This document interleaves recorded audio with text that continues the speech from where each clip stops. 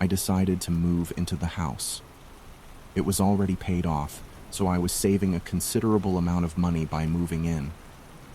My goal was to hopefully save up for a few years and get back on my feet. Then sell it and buy the house that I wanted. Once my lease was up at the apartment, I moved across town to the house. It was part of a community of farmland owners, but in the recent years, most of that land had stopped being used for farming and was left as just empty fields. That's what happened with my mom's land as well. It was pretty much just an old barn-style home in the middle of a huge field with only a small, overgrown path leading to it. In the first week living there, I spent most of my time cleaning and getting all of my stuff where I wanted it. During one of these nights while I was cleaning, I heard a car coming toward the house. I looked out the window and saw an old pickup truck driving down the overgrown path. It was very strange, being that the only reason for them driving here would be if they were coming to the house. But just as they approached the end of the path, they slowed to a stop. I could make out a male figure in the driver's seat, but couldn't make out any specifics. They stayed there for a moment, with their headlights shining over the field before they did a 3-point turn and drove away. I thought they probably just typed in the wrong address or something, but it was kind of creepy to see someone coming all the way out here so late in the night. A few days went by, and by then I'd finished getting the house cleaned up and organized. It was a Sunday night, and I was staying up late watching TV and eating a home-cooked meal when a familiar sound came up in the distance. A car driving toward the house. I looked out the window again and saw that same pickup truck coming down the path, this time with all its headlights off. Knowing it couldn't possibly be an accident this time, I was more worried. I quickly looked at my phone and saw it was nearly 1 a.m. So why would anyone be coming here? The truck came all the way to the front of the house and parked. Then a man got out and started walking up to the porch. I waited anxiously, but after a minute there was no doorbell or knocking. I cautiously went up to the front door and looked out the peephole. A man was standing right on the porch looking directly at the door. I was terrified, as he looked like he was contemplating something. Then he turned around and went back to his truck, getting in and hurrying away. I was really creeped out, so I called the police and reported it, but there was nothing else to be done. I went to bed that night with a really bad feeling about everything. Apparently, I was right, because I woke up to what I thought was the sound of a knock at the door. It was just a single knock. I got up right away and looked out the window, but the truck that I thought I'd see wasn't anywhere outside the house. I quietly left my bedroom to try and go downstairs and see who it was, but just as I reached the top of the steps, I could see that the front door was slightly open. I froze, and moments later, I heard footsteps walking through the hallway below me. I quickly hid in the spare bedroom that was next to me and dialed 911 as the footsteps grew louder and started coming up the stairs. They went straight into the main bedroom, and I could hear them moving stuff around, like they were looking for something. I was too scared to speak to the officer on the phone, worried the intruder would hear me, so I just sat there silently. They spent a few minutes going through the bedroom before leaving and going back downstairs and finally exiting the house. I started talking to the officer as I ran up to the back window to see if I could identify them before they got away. It was dark, but I could see that it was the same man who was on my porch earlier. He was walking in the backyard toward the field of tall grass, eventually disappearing in it. Police came by and tried to find any evidence to help with the case, but my description of the man was about all there was that was helpful. I don't know what that man wanted, but he seemed to be looking for something specific. It makes me think maybe he knew of something my mother had, and after hearing of her passing, he wanted to steal it. But once I realized he had to have known I was home and probably in the bedroom, it terrified me to think about how he still went in and looked around. What was he planning to do to me if I was still in there? I ended up selling the house a month later because I was too scared of him coming back. I still check every few months to see if there were any reports of recent break-ins at that address, but it's been quiet ever since that night. I was really happy with my wife for more than 10 years, and we lived in New York all that time. But before that, we first met at a work meeting, and after a few months, we started going out. We both worked for the same company that sells and advertises things, but in different parts of the company and different offices. After a year of dating, we moved in together. Then, a year later, we both got better jobs and earned more money. Because of this, we were able to buy a house and start paying for a mortgage just 6 months later. Another year passed, and then we decided to get married. 4 years later, we moved house and bought a bigger property with a pool and large yard. We both agreed from the start of our relationship that we didn't want children and that we both wanted to concentrate on our careers. So in our minds, having kids would have affected those plans significantly. We both enjoyed our jet-set lifestyle of flying off to different countries for work and also holidays. We made sure to have at least 2 vacations in foreign places every year. Overall, we had a good life. But one day, when I was in Florida for work, promoting stuff for a big company, something happened that changed my life a lot.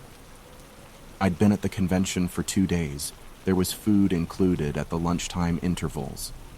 And everything seemed to be going well until some of the delegates of the 3rd day started becoming unwell. And also, the main speakers had been affected. At the end of the 3rd day, the convention center manager made an announcement. He said that the convention was going to have to be canceled as there seemed to be a sickness bug circulating through the delegates and speakers. So, for the benefit of all the concerned, it has been decided to close the center. The government control has been advised of the situation and closure. Sample taking and then the center deep clean will be carried out. I immediately left the center after speaking to my team. I told them to go back to the hotel, to take a shower, and change all their clothes, and put the dirty clothes in bags and wash on a hot wash. Then when they got home, I told them to try and minimize any contamination, and that they should just isolate. Luckily, it seemed that none of my team had been infected, but I knew delegates who had been, and both had the doctor called because they were so rough. I said to my team to head home on the next available flight. When I got back to my hotel, I showered and bagged my clothes and got changed. I then tried ringing my wife, but it went to voicemail right away. I called her office, and her assistant picked up. She said that Rachel had taken this week off as a holiday. Strange, I thought. She never mentioned to me when I set off for this convention that she was going on holiday. I decided not to leave a message on her phone and just caught the next flight back, which was the following morning. I picked up the car from the airport parking lot and set off, as there were no delays on the way, so I was home in virtually no time as planned. As I drove up my drive, I saw a black Audi car parked by the front door. On the other side was Rachel's red Jag. I parked alongside and got out and stared at the Audi. From what I could remember, we didn't know anyone with that car. I opened the door and walked inside. There were clothes on the floor, some belonging to Rachel and a man's jacket. I rushed up the stairs to our bedroom and opened the door. Then I saw Rachel in bed with a stranger. She screamed, and the guy got out of bed, grabbing his pants and apologizing. But I went to the bed, grabbed him by the neck, and took him to the bedroom door. I threw him out, and he left in his car with screeching tires. I looked at Rachel and told her, "Why did you ruin everything like this?" She begged me, but I thought the marriage was done. 3 months later, we got divorced. We sold the house and split the money. I quit my job at the old company because I wanted to leave New York and have nothing to do with Rachel. I used my connections to get a job in Virginia. I bought a smaller house with 3 bedrooms. It had a smaller pool and yard, but the last house was big enough for 2 people. The agent told me the owner wanted to sell quickly, so I made an offer. The seller accepted my first bid, which was great, because I wanted to leave the hotel where I'd been living for the last 3 weeks. Then I arranged for my things to be moved from New York, and 6 weeks later, on a Saturday morning at 10 a.m., I got the keys. The moving trucks showed up, and by 3 p.m., they were gone. I sat in Box City in the living room, looking out at the trees in the backyard. At 5 p.m., I had a coffee by the pool. The water was green and needed cleaning, so I knew I had to get someone to do that. But it was a shame because I wanted to swim that evening. I was tired after the day, so I had a microwave TV dinner and a couple of glasses of red wine. I doozed off on the sofa and woke up, startled out of my rest. I looked around the room, feeling confused, trying to figure out what woke me up. Then I saw the backyard security light had turned on. I got up from the chair and went to the big window. The light brightened up everything, from the lawn to the trees at the back. The pool's water was shining in the lights, but hang on a minute, it was showing a rippling effect, as if someone or something was in there. I stared, but the angle was not right to see better. Maybe an animal has walked into the garden, I thought, and set off the light, and then perhaps fallen in the pool. I decided to go and check. I opened the patio doors and went outside. As I got closer, I saw small puddles of water on the pool's edge. But when I looked into the pool, the water was calm again, just moving a bit in the night breeze. I looked all around, but there was no sign of any animals, but it still didn't explain the puddles by the pool edge. Maybe it got out, I thought. I started to go back inside. I locked up and went upstairs to bed. I don't know how long I had been asleep before my bed started shaking. What the heck? I looked around, but no one was there. I frantically searched the room and turned on the bedside light. Then I heard a splash from the backyard. The pool, I thought. Once more, I jumped out of bed and went to the window. The security light turned on again. This time, from the high view, I could see a small head of someone swimming in my pool. Some neighbor's kid doing it for a truth or dare, I thought. So, I put on my clothes and rushed down the stairs. I opened the doors again and ran across the lawn to the pool. I looked at both ends. The water was choppy, like something had been there, but there was no sign of anyone. Then I noticed the small puddles by the pool edge, but this time they left a puddle track. I followed the wet trail from the pool to the grass at the back of the yard. Then the wet tracks just disappeared. None of this made any sense.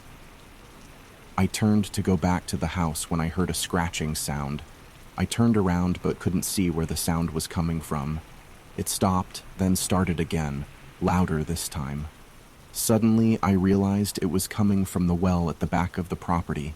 I ran over to the well, but the cover was nailed down. Then the sound came again. This time, I thought I heard a very faint voice saying, "Please." I tried grabbing the wooden cover on top of the well. I tried to move it, but it wouldn't budge. I hurried to the garage, grabbed a crowbar and a flashlight, and came back. The scratching sound was getting more intense. I put the crowbar on one side, pushed down hard, and the wood broke, flying off into 2 pieces. Then suddenly, a terrible smell hit me when the top came off. I turned away for a moment, and when I looked back, I saw the underneath part of the well cover had hundreds of deep scratches. I got a chill. What happened here? Who or what got down or was stuck here? I turned back to the well and shone my flashlight down. It was really deep, but my light showed what looked like an old teddy bear. I saw some clothes and something white in the water below. As I stood there, I suddenly felt something next to me on my right side. Then a small hand grabbed my left hand, but it was gone in a second before I could react. I shone the flashlight everywhere, but saw nothing. I walked back to the house, feeling confused, and called the cops, telling them I think there might be a body in my well. They sent a team, and by 10 a.m. the next morning, they confirmed there was the remains of a child. They brought it up, and they thought it was the body of a girl, maybe around 11 years old. The police finished looking into things. Then, few days later, they told me the people who owned the house before had been foster parents. They took care of a little girl for 2 years, but she disappeared one night, according to the foster dad. It seemed like she might have been taken, but the police couldn't find her. The foster parents were questioned many times, but they never found any proof, so the case stayed unsolved.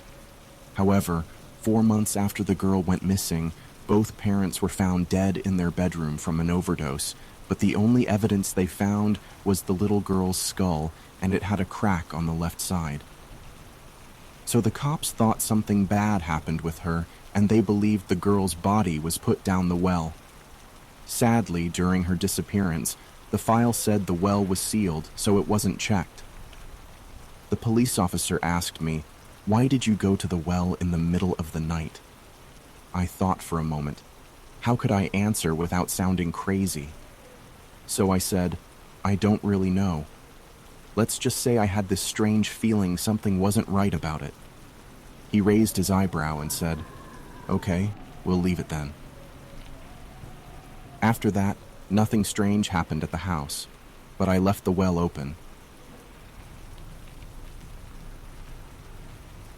3 years ago, I moved down a few states on the East Coast to a new city. Due to work and money, I couldn't make the trip to see the place before making the move, but I was only renting, so there wasn't too much risk in it. It was mid-September when the movers came and loaded everything up, then dropped it off at the house.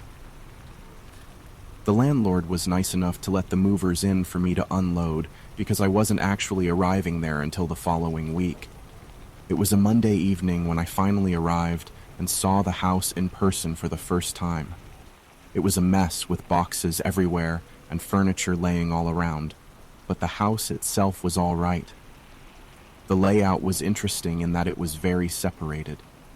It was a single story with the kitchen and living room on one side of the house. Then on the other side was a long hallway with all the bedrooms and bathrooms. Started working on getting the bed put together, then shut off all the lights and went to sleep. I didn't have a clock set up yet, so I don't know what time it was, but in the middle of the night, I woke up to an odd sound. I thought it was a noise the house was making, but I wanted to see what it was and if it was something I needed to let the landlord know about. I got up and walked over to the bedroom door. As I got closer, though, I realized it was coming from somewhere down the hallway. I opened the door, and it stopped almost instantly. The hallway was pitch black, so I flicked on the light, but nothing was there. I slowly walked down and peered into the living room. It looked the same as it had earlier, but I turned on the lights and looked around just to be sure. On the floor, there were a lot of footprints scattered between the boxes that were laying around. I knew it was likely from the movers, and with no other signs of anything, I went back to the bedroom. It took a while for me to fall asleep again, because I kept thinking about how the sound stopped as soon as I opened the door. I tried to come up with any possible way this could be the house making noises, but nothing came to mind. When I drifted back asleep, it felt like I only stayed asleep for a minute before I was woken up by a sudden thump, followed by footsteps running down the hallway. My eyes shot open, and I looked over at my bedroom door. The door was wide open, and on the ground were clear footprints coming right up to my bed. I got up and hurried to see who was there, but by then, they were long gone. All that was left were scuffed prints from them running away. I got my phone and called the police, locking myself in the bathroom until they arrived. When they did, they oddly found no signs of a break-in aside from the footprints. I convinced myself that they must have gained access during the week before I arrived at the house. But something still didn't sit right with me. After unpacking and checking each box, nothing seemed to be missing. It obviously makes me wonder what they were even doing in the house, but the biggest mystery is why did they walk up to my bed And what was that thump sound that I heard just before they ran away? The landlord was eager to allow me to break the contract and move out so long as I didn't say anything about the break-in publicly. At the time, it sounded like he just didn't want anyone to be scared away from the house so that he wouldn't miss out on his rental income. But now I'm not so sure.